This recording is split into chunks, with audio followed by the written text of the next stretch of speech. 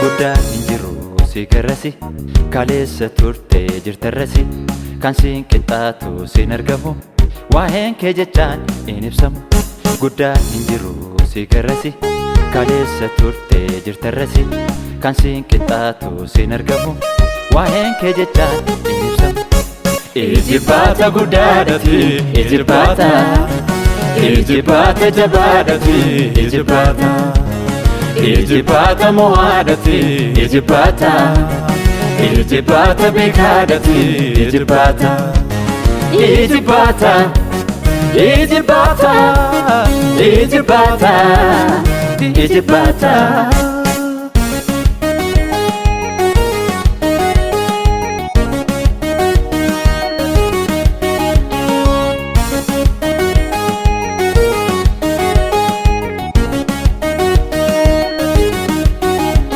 Asitti jalqabee kun ammoo xumura eenyu kan siin jedhee si daangessee jira.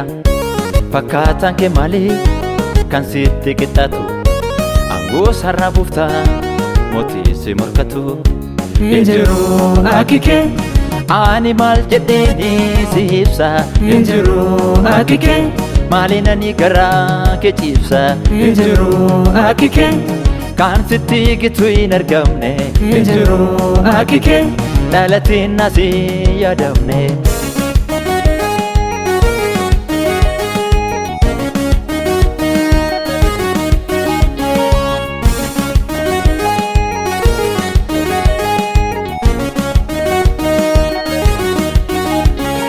Ajaa'iba faarfatame hin dhumne hojjeta isa darbetuun dubbadhu kunoo dabalata. Kiraaraaf maseenqoo fuudhe dibbees rukutadhe faarfadhees garaa nan geenye ani yooman boqodhe. Kiraaraaf maseenqoo fuudhe dibbees rukutadhe faarfadhees garaa sin geenye ani yooman boqodhe. Haleluuyaa haleluuyaa haleluuyaa haleluuyaa haleluuyaa haleluuyaa haleluuyaa haleluuyaa.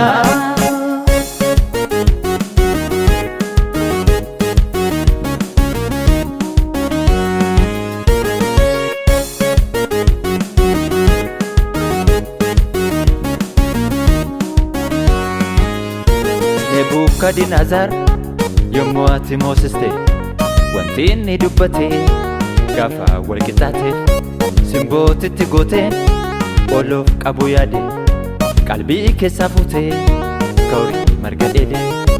Wanta ati nabbobne maaltu ta'e beeka sagaalee kee jalaa ammoo maaltu miliqa. Mootiin isa beeku Saa'ol jiraachuu kee barbaaddu moosistee feetu irraa buusuu kee. Hundaan ol ta'uu kee hundaan ol ta'uu kee hundaan ol ta'uu kee hundaan ol ta'uu kee Yesuus hundaan ol ta'uu kee. guddaan hinjiru si garasi kaleessa turte jirtarrasi kan siin qixxaatu siin argamu waa'een kee jechaan hin ibsamu. Guddaan hinjiru si garasi kaleessa turte jirtarrasi kan siin qixxaatu siin argamu waa'een kee jechaan hin ibsamu.